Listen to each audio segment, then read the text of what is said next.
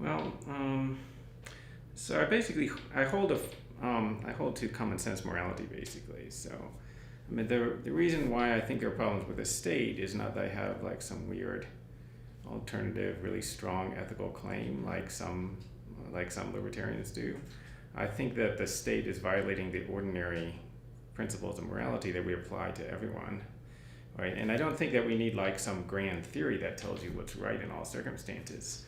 I think what we need is just, there are certain situations in which you would say somebody acted wrongly. So if I go up to other people and I just like force them to give me their money, that's generally considered wrong.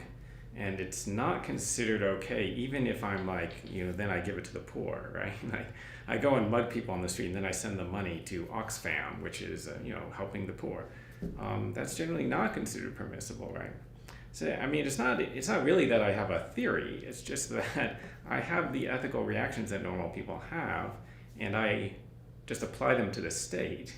And most people just don't apply the same moral norms to the state that they apply to everyone else. Well, so in my book, in the problem of political authority, there's a chapter that talks about kind of biases that people have.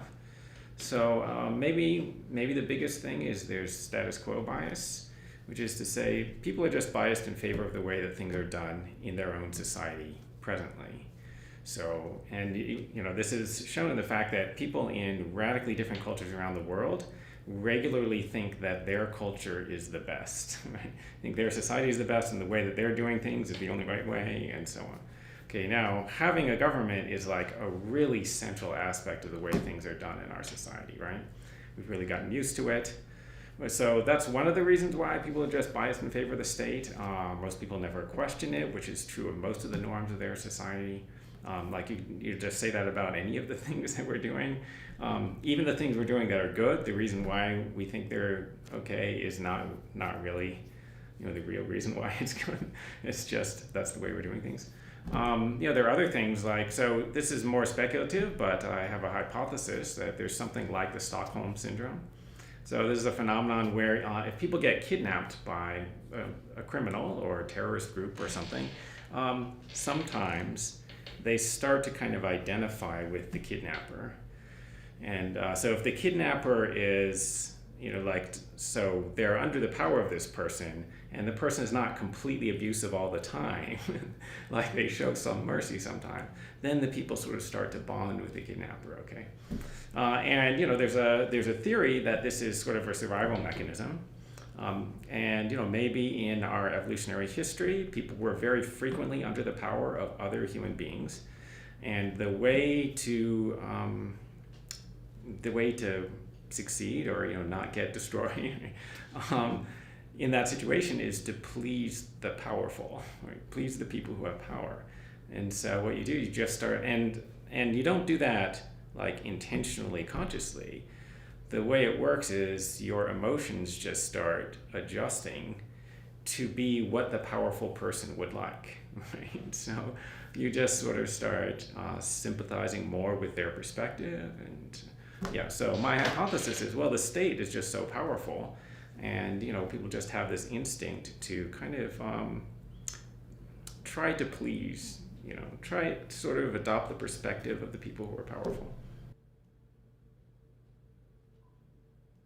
Yeah, so, I mean, I sort of laugh because I think it's such a ridiculous theory, which I guess I shouldn't do because, there are many people who believe that. But, okay, so how did we opt in? All right, so we didn't actually explicitly say, nobody ever gave us a contract that said, hey, do you agree to the state? And then we signed it. That didn't happen. Oh, so maybe we agreed implicitly. Okay, how did we do that? Okay, so one theory is we did that. So I think the most common theory that people have is we did that by just being in the land that the government controls. Okay, now there's some intuition behind this. So if I have somebody over at my house, I can impose conditions on their using my house. So I can say, hey, you have to give me $5 if you stay in the house. And then if they just stay in the house, they don't have to say anything. They don't have to say, I agree. If they just stay there, then they have to give me $5. Okay, so yeah, maybe that's like the government, right? We're just in its territory, so we just have to do what they say. The only problem with this is, that only works if you're in your own property and you're imposing conditions on the use of your property. It doesn't work if you're trying to impose conditions on the use of other people's property, right? So, if you come to my house and then you tell me that I have to pay you $5 in order to stay in my own house, that doesn't work, right? And if I keep using my house, you can't say, aha, you stayed here, you agreed. Okay, so then the question is, does the government own everything? Do they own all the land, all the property in the entire country? No, like they don't even claim that they own everything. And if they did, like there's no basis for that claim. They didn't produce everything, they're not using all the land, whatever. Okay. You might say, well, maybe the government can just like declare themselves to be the owner. Like a maybe more plausible thing to say is, well, they're not exactly owners, but they have a right that's like, not quite a property right, because they don't get to sell it, they don't get to do all the things, but they have a thing called territorial sovereignty, which is sort of like a property right, but lesser, and it's compatible with somebody else having the real property right. Okay, but then the question is, so where did they get that? When they get the territorial sovereignty? And now you can't appeal to implicit consent to get that, because you have to, because this thing, the claim of territorial sovereignty, is needed in order to get the claim that we implicitly consented, right? So there has to be an independent account of why the government has sovereignty, or why they have rights over all of the land. Okay, that would be the account of the government's authority. Like if you have that, you don't need to say the stuff about consent, because that's already the explanation of why government is legitimate, right? But of course, there isn't such an account, right? Like there isn't a good account of why the government has sovereignty over all of this land, right? No. So, yeah, okay. So, here's a theory of democracy. Everybody voted for. Well, okay. So the people who appeal to democracy, usually they appear to have a simplistic view that like all of the laws that are passed are authorized by the people. So that, to begin with, is really questionable. It's very possible to have laws that are not accepted by the majority of people. So obvious cases would be like in 2008 to 9, the bailout of the big banks was very unpopular among both Democrats and Republicans, but just the voters, not the politicians. It was popular among the politicians, and they passed it anyway. And that's just an illustration of the fact that, however you want to account for why this happens, laws do get passed that most people don't support. Okay. Second thing to say is, who cares if most people support it, right? So, the question is, if a larger number of people want to do something that would otherwise be morally wrong, does it become morally permissible because there's a larger number of people who support it than are against it? So generally not, right? Like there's no other case in which you would say that. So, there's 5 people in the room, 4 of them want to beat up the 5th person. They decide to take a vote on whether beating up the 5th person is okay. Only 1 person opposes it. No, I'm against beating you up, okay? And then, so now the 4 people can beat up the 5 because there were more of them. It's a majority rule. Okay, so nobody thinks that makes it okay to beat up the person. Nobody thinks that suspends the person's rights. And you can just go through any other circumstance that doesn't involve the government. You wouldn't say an action that was initially wrong becomes okay if a majority of people support it.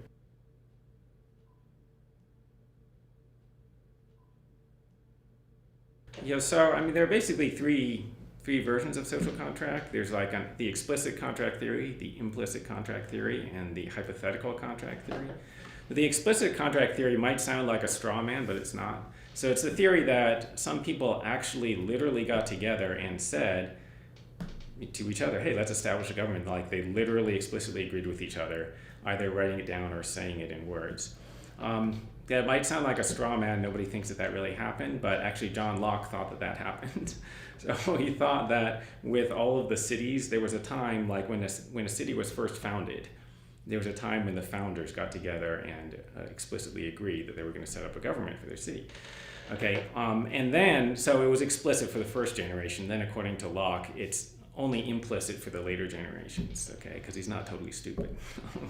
Okay, so, but the explicit contract theory, that's basically not true. So the governments that control, the land existing today, almost all of them got it by conquest or usurpation. This is discussed in David Hume's famous essay of the original contract.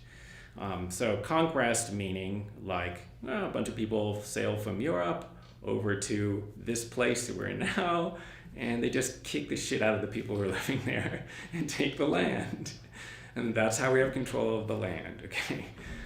Usurpation is where, there's a government and then somebody just like takes over the government by force. Like there's a military coup, they set up a new government. And so either of these things, like even if you believe the Lockean story about how a government could become legitimate to begin with, in the actual history of every nation, there's some event of usurpation or conquest, which on Locke's view would make everything after it illegitimate. So that was the explicit contract theory, implicit contract theory we talked about. The hypothetical contract theory is a theory that, people would agree to set up a government. This didn't actually happen because you weren't actually given a choice and there was already a government when you were born. But if somebody asked you and if you were rational, you would have agreed to have a government, right? And then so that makes it okay to impose a government on you. Okay, now there are some cases where a hypothetical agreement is valid. Namely, it's valid if it's impossible to actually ask the person and you have good reason to believe that they would in fact consent based upon their actual beliefs and values. So there's an accident victim who's been brought into the hospital and they're unconscious, and you need consent to operate on them, but the person's unconscious. The doctors go ahead anyway, and the argument is, almost certainly this person would consent to be operated on because almost everyone values their life, and etc. And almost everyone believes that, doctors know what they're doing roughly, something like that. Okay, but it doesn't work if, first of all, you can ask the person and you just don't want to because you're afraid they're going to say no. Okay, so then you cannot appeal to hypothetical consent. Secondly, it doesn't work if you say, they would consent if they had different philosophical beliefs from their actual beliefs. So no, you can't do that, right? So, and that would be required for the hypothetical consent to the government. Because there are actual people, they're called anarchists, who we know would not consent. Then the only way that you could say they would consent is if you say, if they change their philosophical beliefs, then they would consent to be statists, right? Okay, but that's not generally legitimate. So if you have the patient who they wouldn't consent to be operated on, because they've said that many times when they were conscious, you can't say, they would consent.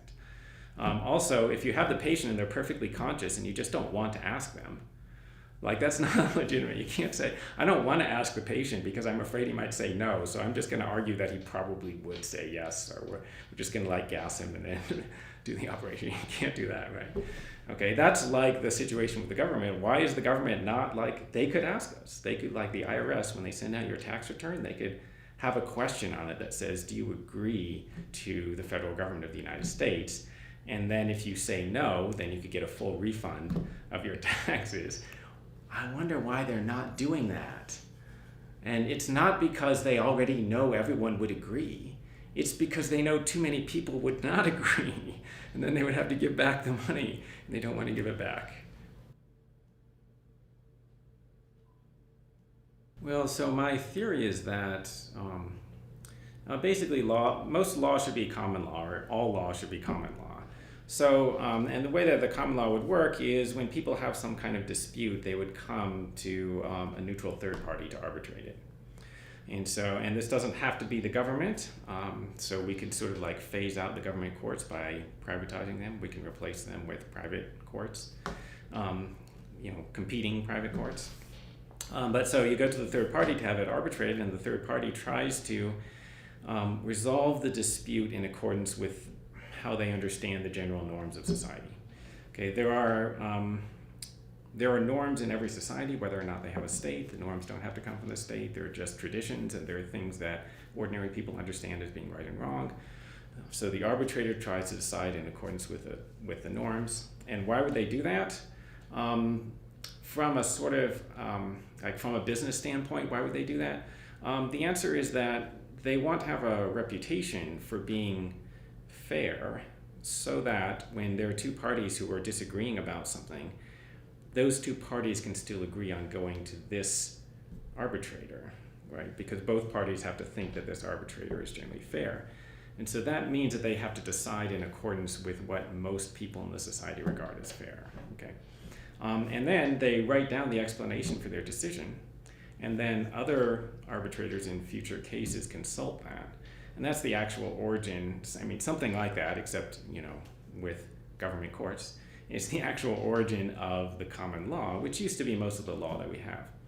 Right? Now, there are some things that you can't do that for. There's some laws that the common law won't work for, but those laws generally shouldn't exist. Right? So there are laws that prohibit activities that no one would be complaining about. And so the common law wouldn't make those laws because, like, you know, somebody has to bring a dispute. So somebody has to be complaining about your behavior in order for a judge to then, you know, just have an occasion to say, okay, you're wrong. But, you know, yeah, we shouldn't have those laws. So like prostitution. Typically there would be nobody complaining about it. As the prostitute and the customer wouldn't be complaining, you know, unless like the customer didn't pay, right? But they wouldn't be complaining about the fact that the transaction happened. So there wouldn't be any laws against prostitution without the state, but I think that's a good result. Well, I'm not sure, right? Because I'm not sure exactly how to interpret that. But I mean, so, you know, one question is, does the state in fact protect the poor? Well, they're not doing a really good job. So, I mean, it might be true that we need the state to protect the poor, but also true that they won't do it, so they just won't get protected. And there is, like, and I'm not just like saying that arbitrarily, like, if you look at statistics on crime, poor people are victimized a lot more than wealthy people. Why is that? So there's more than one reason. It's not all the state's fault, but I mean, one thing you can say is, well, the government's not doing a great job of protecting the poor. One of the reasons is they probably don't care all that much. Why don't they care that much? Well, like, they're gonna still be in power. Like, you know, even if there's a bunch of crime in the poor neighborhoods, that like the government still keeps going, they still get their money. They're getting most of their money from the wealthy neighborhoods anyway, so like they don't care that much about protecting the poor neighborhoods, and the poor people don't have an alternative. Like, there's not an alternative protector that they could hire instead of the government, because this is the whole concept of government. The whole concept of government is that there's only one, right? Like, they have a monopoly, and okay, and so like part of the reason the poor are not getting very good protection is there's no competition because it's provided by the government, okay? Now, you know, you might think, well, maybe the poor need to be protected not just from ordinary criminals, but like, oh, they have to be protected from exploitation by the capitalist system or something like that. And there, I think, well, I mean, I don't believe in the theories of exploitation, so I don't think that hiring somebody to do a job and not paying them as much as they want, I don't think that's exploitative per se. If you're paying them the market wage, I don't think so. I mean, I think there's such a thing as exploitation, but I don't think if you're paying the market wage, then you're exploiting. Okay, but again, you can ask, well, but you know, is the government going to do a better job? Like, you really think that they're doing a good job of like protecting the poor from whatever, from poverty? You know, they're not doing that great.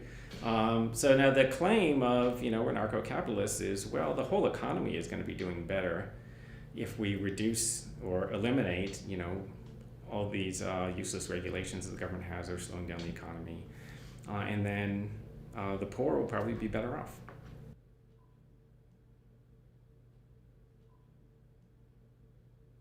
It's not going to, so the stateless society is not going to come soon, I don't think. You know, unless I'm badly misreading the country, because it appears to me that there are not very many anarchists. And I kind of think that a condition for the stateless society to come is that there would have to be a lot of people who believe in it. And the reason for that is, so, you know, suppose the government resigned, like everybody resigned, you know. Trump fires everyone, because, you know, he's really good at firing people. So Trump fires everyone and then he resigns. And Congress quits too, right? What would happen?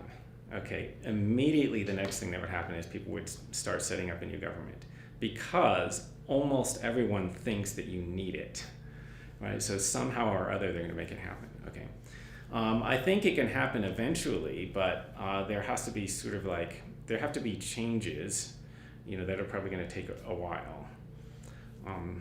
So, I mean, my story about how this might happen is we could gradually downsize the government. So the government could gradually start outsourcing some of its responsibilities. Policing duties. They could start hiring private security guards instead of government police, which is done in a few places in the country, actually. Like, in a few places, the government actually hires private security because it's cheaper than their own police. Right? So, but that could be spread, and then, you know, police could shrink. Okay, we could do that with court cases also. So the government could start outsourcing resolution of disputes, like some lawsuits could start being referred to private arbitrators. Okay, now you can do this. There are private arbitrators and you can go to them, but we could expand the use of them. The government could start actually refusing cases and saying, only come to us if you can't get a private arbitrator. They could do that, and then that could expand, and, you know, eventually the government gets smaller and smaller, and eventually maybe people will realize, oh, we don't really need these people. They're not doing that much, right? Assuming everything goes well as I predict, right?